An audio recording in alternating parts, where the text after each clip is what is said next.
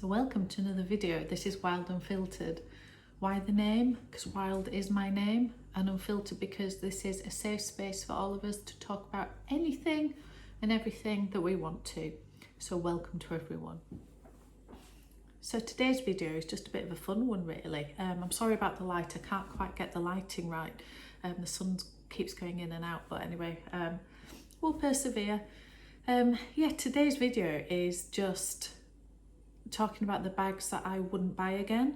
So I think I've mentioned in other videos that I am not a very big buyer and seller of bags. I've sold a couple of Mulberry bags for nothing back in the day, and other than that I've only sold one bag, which was my Fendi Peekaboo, and I think I've mentioned the reasons I sold that, although I do love Fendi and I do love the Peekaboo, so in a way I was sad to let that one go. But, and I'm not saying I wouldn't get another one in the future. However, I'm not somebody that that sells a lot of things. I think I like to hold on to them and use them as best I can, but yeah, some of them don't get as much use as others, obviously. So yeah, I thought I'd split this video into two, and this video will be the bags that I wouldn't buy again, and then I'm going to do another video which is the bags and other things. So it's not, the other one won't just be bags of things that I have bought again. So it doesn't mean that I've sold anything and rebought it. For me it is that I've bought another version of said thing. So anyway, I thought it'd just be fun to do both sides of the things I have bought again and things I wouldn't buy again. So again, I'm really sorry about the light. I seriously can't work out how to get the lighting better, but anyway, as I say, we'll persevere. So let's get going.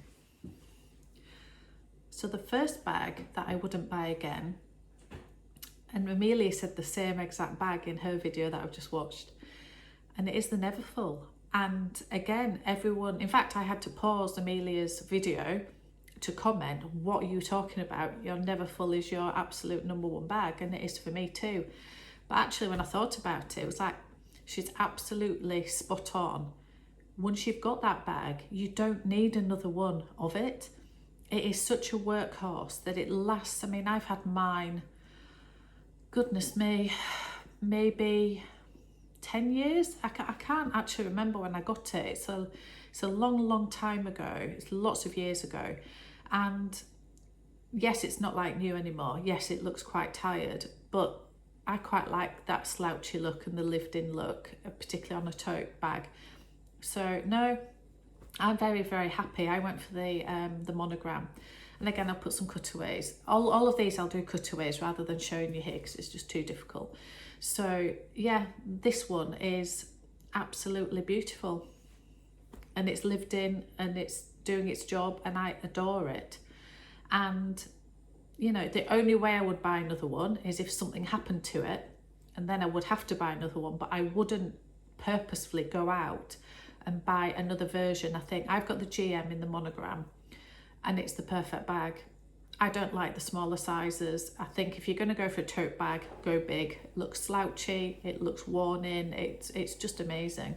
So yeah, for me that's the perfect size. So I definitely wouldn't duplicate it in one of the smaller sizes in the monogram, and I don't see the point of buying another one in the GM size that's maybe in a different canvas or a different leather. I just use the one I use. So yeah, that's the first one, and the reason I won't buy another one is because it's perfect the way it is. So that's number one. The second bag in my collection that I wouldn't buy again, and I'm sorry to say this because I love Dior, but it's the Lady Dior, particularly in the medium size, well, the one that I've got anyway. And again, I'll do some cutaways. So mine is the medium size. It's in cloud blue, which is quite a grey blue. It's a beautiful colour. It's nothing to do with the colour. The craftsmanship, the quality, everything about it is beautiful. The reason I wouldn't buy another one was when I bought this one, it had the zipper top to it, not the pouch, sorry, the flap opening. It had the zipper opening, and although it's actually a decent sized bag, it's actually quite a big sized bag, you can fit lots in it. you can't see your things in the bag. So for security, it's very, very good. But for actual use every day, you just can't find your things, you can't see inside it, you're having to rummage with your hand, and then the zip can be quite scratchy on your skin. Yeah, it's just not that user friendly. So I wish I'd have waited, because actually if I'd have waited not that long, they then started bringing out the flap version. They brought out some in the flap, but I think they were in the smaller sizes, so maybe in the mini. I might be completely wrong here, but anyway, the one when I went to buy mine, there wasn't a choice of in that size, and I thought, oh, it'll be fine, and I found it a little bit of a pain. And I also have a little bit of and I've mentioned this in another video, of the things I would modify in certain bags, and it is, I wish the handles, particularly like on I have a small Lady Dior, and again I'll do some cutaways. So this is in the red, and actually my daughter's got this now, and I don't like the strap that goes with it, so I wish I could mix and match the different straps with different size bags in Dior, but you can't, and you can't buy the other one, and nor should you have to. So yeah, I can't see myself buying another Lady Dior in any of the sizes, unless they did start to bring out one that was maybe more like the East-West bag, that the handles actually flop fully over, so you can wear it crossbody a lot easier. So maybe if they brought that out in the small size, where the handles did flop down, and it also came with a chain strap rather than the thicker leather one, maybe, I don't know. I love the bags. I'm so glad I've got two of them in different sizes. I can't see me buying another one. So that's number 2. The third bag that I wouldn't buy again is the Dior book tote. Now I have this, I have a bit of a theme here, don't I? I have this in 2 sizes. I have the large and what was classed as the small, and I believe now that it's become the medium, because they've brought a new small size out, which is more like a little square one. I love them. I don't use them that often, particularly the small one, so the medium size one. I've used it maybe once, I can't even remember using it. The bigger one I much prefer. I wish I'd done a bit more research, and now there's certain other bags coming out onto the market since I bought those, like the Fendi Sunshine Tote, and even the Louis Vuitton On The Go, although I don't think I'd have an On The Go and a Neverfull. I don't know, but the ones that have got more, so they're still that square boxy shape, which I like actually, but yeah, I wish it had like a shoulder strap as well, just for those occasions where it gets particularly heavy and it gets very uncomfortable on your hands. So yeah, I love the book tote. I'm glad I've got them. Particularly love the blue oblique large one. I definitely wouldn't buy it again. I'd do more research.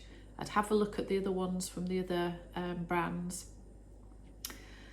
And yeah, I'm not saying I wouldn't. I'm sad that I've got it, and I wish I'd got something else. I just don't think I'd buy another one. So that's the next one. So again, I think Amelia said this in her video. Dale and Connor, if you are watching this, I know you're going to laugh your heads off at my comment too. But the next bag I wouldn't buy again is the Trendy. So again, I'll put some cutaways here. I love this bag. I wanted a Trendy for years and years, and I kept waiting for them to bring it out in a colour that I really wanted. Every year, every season, it was always in really bright colours, and I think, have you seen my collection? None of them were for me. So I was waiting for either a red, because I don't mind, if I'm going for bright, I don't mind a bright red, I don't mind an orange, but they were always coming out in bright lilacs or purples, pinks, bright greens, bright blues. They weren't really, they never, I don't know, they never grabbed me. So I kept looking every single season, and I was like, I really want a neutral, a grey or a beige or caramel colour, tan colour, a navy blue, and they always came out in black, but I have a classic flap in black and I thought it was too similar, so I didn't want black. And yeah, for years and years, and then eventually a charcoal grey, and I know it's very neutral, I know it is, but I love grey and I wear a lot of black, a lot of navy, a lot of neutral colours, so I think a charcoal grey for me works with most of my wardrobe, to be fair. So anyway, I grabbed at it and I love that bag. It is so beautiful. So there's two reasons why I wouldn't buy another one. Firstly, I've got it. I think it's the most beautiful colour, and I know for everyone else it's maybe a bit boring. I love it, and for me it can't be bettered. So it is the absolutely perfect colour that I've waited years for. So yeah, I sort of think I don't want it in another version. It's exactly the one I want, and it's the one I've luckily now got. So that's the first reason. I just don't need another one. I know need doesn't come into any of these things, do they? And the other reason I wouldn't buy another one is I've now realised with regard to Chanel, the prices of Chanel are crazy, and the craftsmanship, okay, the beautiful quality, but I'm very lucky to have a few Hermès bags in my collection, and I'm really sorry if I'm going to offend anybody by saying this, but the quality of Chanel is just not there. I think Pamela from Bag Addict 71 said this as well.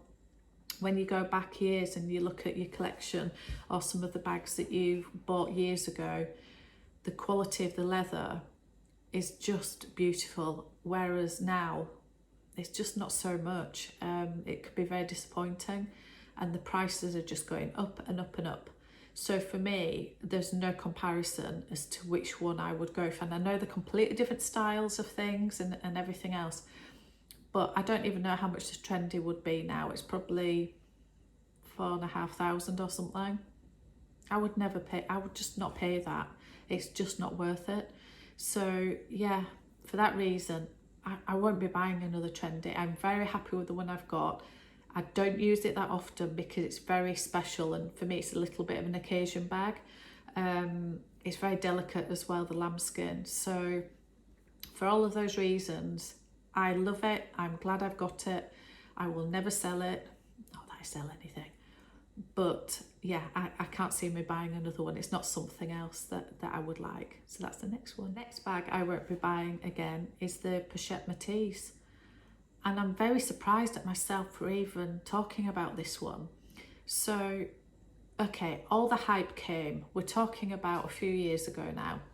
And I've seen all the hype about this bag that was, it had just come out. It was very early days. And I'd seen a few things on Instagram, I think, and YouTube, of people saying it was this ridiculous bag to get your hands on.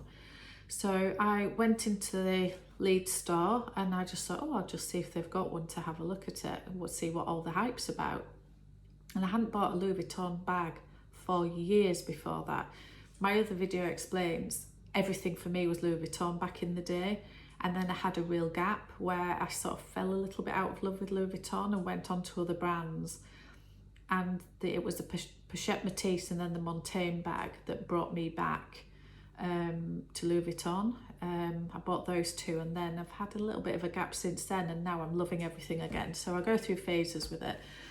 Anyway, I went in and I said, oh, I don't suppose you have a Pochette Metis? And there was a guy and a lady both serving, and they both laughed so loud as if, are you absolutely crazy? And it was all good banter. They weren't being rude at all. And it was just funny. And I just said, oh, I guess that means that I'm not the only person that comes in and asks. And we had a real giggle, and they were basically saying, it's crazy. You literally can't get your hands on them.